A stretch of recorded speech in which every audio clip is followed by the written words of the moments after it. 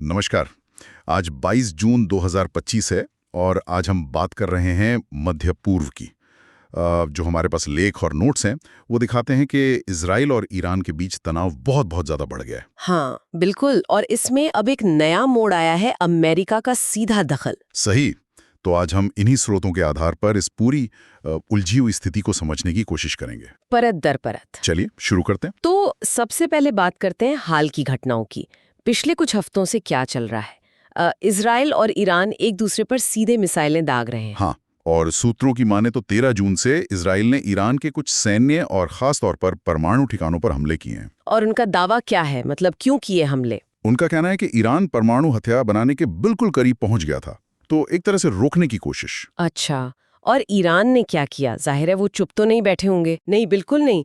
Iran ने भी जवाब दिया। उन्होंने इजराइल के आप कह सकते हैं महत्वपूर्ण बुनियादी ढांचों पर, जैसे बेन गुरियन एयरपोर्ट और कुछ रिसर्च सेंटर्स पर मिसाइलें दागी। लेकिन फिर वो बड़ी घटना हुई। अमेरिका बीच में आ गया। हाँ, वही सबसे बड़ा टर्निंग पॉइंट था।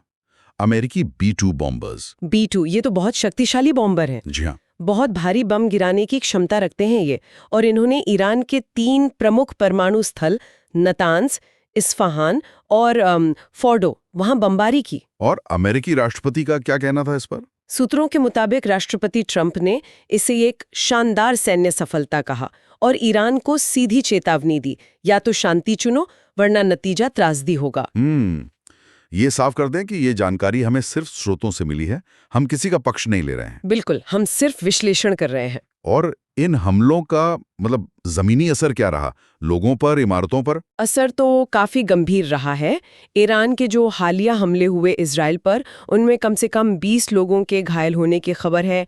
इमारतें गिरी हैं, आग लगी है। बचाव कार्य चल रहा होगा अभी भी। हाँ, बिल्कुल। और दोनों तरफ ये समझना जरूरी है, दोनों तरफ महत्वपूर्ण सुविधाओं को नुकसान पहुंचा है। अच्छा, एक और बात जो सामने आई वो रेडिएशन वाली IAEA की रिपोर्ट। हाँ, ये काफी दिलचस्प है। ईरान का अपना परमाणु सुरक्षा केंद्र और IAEA यानी अंतर्राष्ट्रीय परमाणु ऊर्जा एजेंसी, दोनों ने जब उन ईरानी ठिकानों की जांच की जहां बमबारी हुई थी, जैसे फोर्डो, नतांज, इस्फहान, तो उन्हें वहां रेडिएशन का लेवल बढ़ा हुआ नहीं मिला। ये तो अजीब है।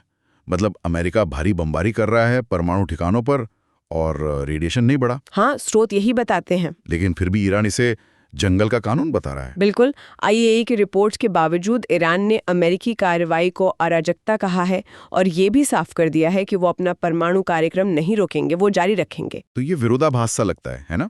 है। तो ये शायद दिखाता है कि जानकारी और उसके मायने कितने अलग अलग हो सकते हैं। और इसका असर सिर्फ इन दो देशों तक ही सीमित नहीं है जैसा कि अक्सर होता है। नहीं, बिल्कुल नहीं। अब देखिए, यमन में हुती समूह है। माना जाता है ईरान उनका समर्थन करता है। हाँ। उन्होंने भी अमेरिकी हमलों की निंदा की है और लाल सागर में अमेरिकी जहाजों को निशाना बनाने की धमकी दी है। यानी कि संघर्ष फैल रहा है। बिल्कुल। और आम जनजीवन पर भी असर पड़ा है। हवाई यात्रा को देखिए, मध्य पूर्व के ऊपर से उड़ानें बहुत ज्यादा प्रभावित हुई हैं। रद्द हो रही होंगी, रास्ते बदल रहे होंगे। हाँ, वही हो रहा है। हालांकि बीच में थोड़ी देर के लिए इजरायली एयरस्पेस खुला था, पर स्थिति अभी भी तनावपूर्ण है। डिप्लोमेसी, कूटनीति के स्तर पर क्या हो रहा है? कोई बातचीत की गुंजाइश? देखिए, कोशिशें तो चल रही हैं। यूरोपियन देश, संयुक्त राष्ट्र सब लगे हुए हैं कि तनाव कम हो, पर सच कहें तो अब तक कोई खास सफलता मिली नहीं है। ईरान के विदेश मंत्री का बयान काफी सख्त था। अमेरिकी हमले को अपमानजनक कहा और स्थायी परिणामों की चेतावनी दी। और अमेरिका के अंदर भी इस पर बहस है? हाँ, वहां भी कांग्रेस के कुछ सदस्य कह रहे हैं कि राष्ट्रपति ने बिना कांग्रेस की मंजूरी के ये सैन्य कार्रवाई क्यों की। तो एक घरेलू राजनीतिक एंगल भी है इसमें। और आज यानी 22 जून को क्या हुआ? घटनाएं तो रुकी नहीं। नहीं, बिल्कुल नहीं। आज ईरान ने फिर इजराइल पर 2 बार मिसाइलें दागी। कुल 27 मिसाइलें, 16 से ज्यादा लोग घायल हुए। और इजराइल का जवाब? इजराइल ने भी जवाब दिया। पश्चिमी ईरान में सैन्य ठिकानों पर बमबारी की और कहा कि उन्होंने मिसाइल लॉन्चर नष्ट कर दिए हैं। तो ये तो एक खतरनाक चक्कर बन गया है। हमला फिर जवाबी हमला। बिल्कुल, यही सबसे बड़ी चिंता की बात है। हालात बहुत नाजुक हैं और एक कभी भी और ज्यादा बिगड़ सकते हैं। एक तरफ ईरान कह रहे हैं हम परमाणु कार्यक्रम जारी रखेंगे, और दूसरी तरफ अमेरिका कह रहा है शांति नहीं तो और हमले। ये तो बहुत ही खतरनाक स्थिति है, न सिर्फ उस इलाके के लिए बल्कि पूरी दुनिया की सुरक्षा और अर्थव्यवस्था के लिए भी। सही कहा। तो संक्षेप में कहें तो जो स्रोत हमारे पास हैं वो दिखा रहे हैं कि इजराइल ईरान का झगड़ा अब एक नए ज्यादा खतरनाक मोड़ पर आ गया है, क्योंकि अमेरिका सीधे तौर पर इसमें शामिल हो गया है। काफी नुकसान हुआ है, जानें गई हैं और तनाव चरम पर है। हाँ, और आगे क्या होगा कहना मुश्किल है।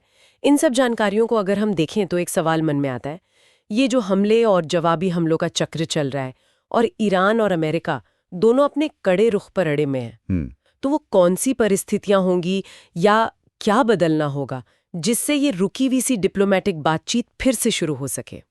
इस विस्फोटक माहौल को शांत करने के लिए क्या जरूरी होगा?